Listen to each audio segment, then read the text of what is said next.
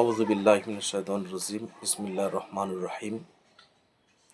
আল্লাহ রাব্বুল আলামিনের কী কী ক্ষমতা আছে এবং তিনি কেমন ক্ষমতার অধিকারী এ সম্পর্কে আমরা আলোচনা করব।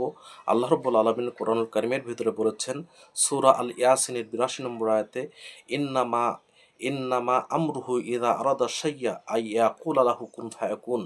তিনি যখন কোনো কাজ করার ইচ্ছা করেন, কোনো কিছু করার ইচ্ছা করেন, তখন তার কাজ হলো এতটুকু বলা যে আয়াকুলা লাহু কুন ফায়াকুন, হয়ে যাও, তখন সেটা হয়ে যায়।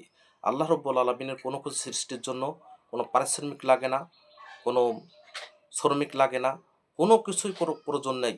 শুধুমাত্র হয়ে যায় এতটুকু বললেই তিনি মনে যা ইচ্ছা করেছেন, গ্রহ নক্ষত্র সৃষ্টি জগতের বিভিন্ন সব কিছু হয়ে যায়। গাছপালা নদী নালা থেকে শুরু করে বিভিন্ন প্রাণী সব কিছু হয়ে যায়। এই ক্ষমতাগুলো আল্লাহ রব্বুল আলমিনের আছে। আল্লাহ রব্বুল আলমিনের এই ক্ষমতার অধিকারী এবং তিনি এতটুকু পরিমাণ সৃষ্টি জগতের স্রষ্টা, সে তার এতটুকু বলাই যথেষ্ট যে হয়ে যাও, এবং সেটা সাথে সাথে হয়ে যায়। আল্লাহ রাব্বুল আলামিনের এই ক্ষমতা অধিকারী।